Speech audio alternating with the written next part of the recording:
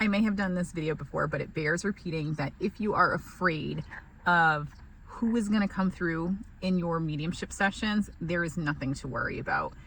In a recent reading I had in a demonstration, there was a departed mother came through that was an alcoholic, and the client, the person sitting in the audience, literally said, if she comes through, I'm getting up and I'm walking out that door. I'm not going to listen to her.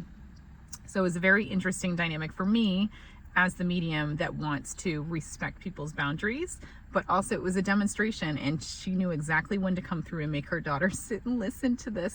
So what I did was kind of paused. I did a timeout and I said, I just want you to know that we don't have to do this reading, but what I do want to let you all know is that when you depart, you go through a life review. And when you go through this life review, you see the behaviors and actions and how it impacted others as if you were in their shoes. So this departed mother that was a horrible mother, alcoholic, had to experience what life was like in her daughter's shoes, being with herself, being as a mother.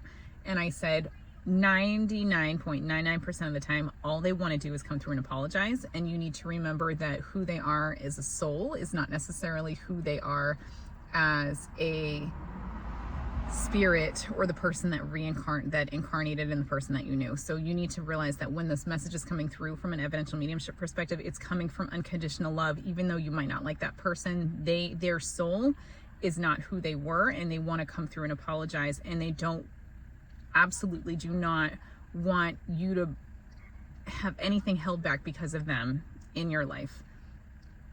So if you are afraid of someone that's toxic, horrible coming through in a mediumship reading, know that number one, you have boundaries, and if you don't want to talk to them, you don't have to talk to them.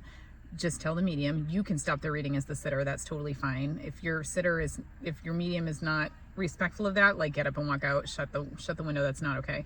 But number two, know that if you decide to proceed with those messages, they do come from unconditional love, and it will likely be a message of apology and asking for forgiveness, and that's up to you.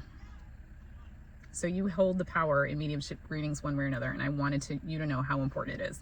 So there you go. If you have any questions about mediumship or anything else, give me a shout. Give me a shout. I'd love to answer any questions you have. Mwah. Take care. Love y'all.